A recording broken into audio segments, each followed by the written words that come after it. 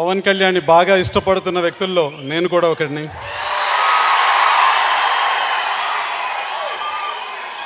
మొన్నటి ఎన్నికల్లో పవన్ కళ్యాణ్ పోషించిన పాత్ర ఏంటో మనకు తెలుసు.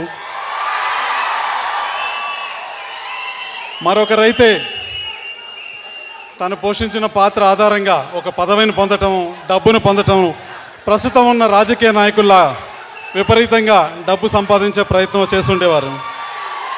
కానీ పవన్ కళ్యాణ్ ఒక కొత్త మార్గాన్ని ఎంచుకున్నారు.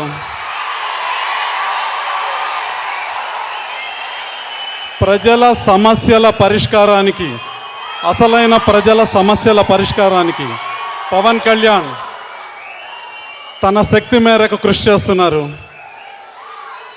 కాబట్టి పవన్ కళ్యాణ్ని ఖచ్చితంగా అభిమానించాల్సి ఉంటుంది. కొత్త సంస్కృతికి పవన్ కళ్యాణ్ తెరలేపారు.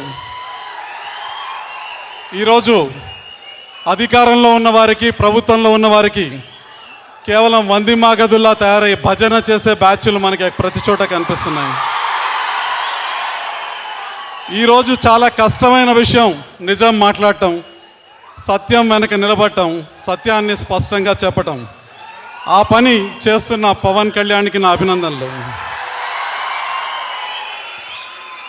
ప్రత్యేక హోదా ఇస్తామని ఆశపెట్టి మోసం చేసిన సందర్భంలో కావచ్చు, డిమానిటేషన్ పేరుతో ప్రజల జీవితాలు రోడ్ల పాలు చేసిన సందర్భంలో కావచ్చు, ప్రతి ఒక్కరూ మీడియాలో అత్యధిక భాగం కూడా మౌనం వహించి మాట్లాడటానికి భయపడి మౌనంగా ఉన్న సమయంలో ప్రశ్నించటానికి ముందుకొచ్చి ప్రశ్నించిన వ్యక్తి పవన్ కళ్యాణ్.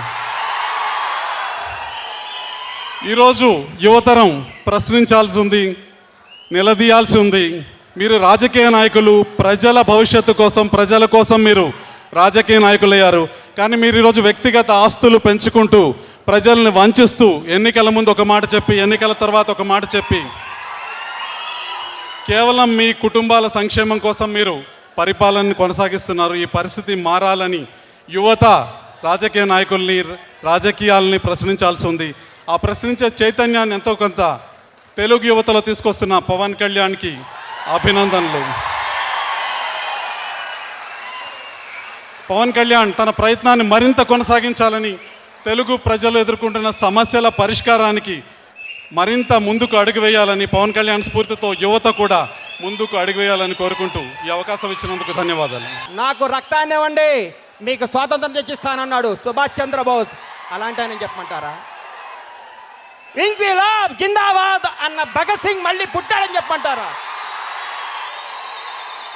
ఏమని చెప్పంటారు సార్?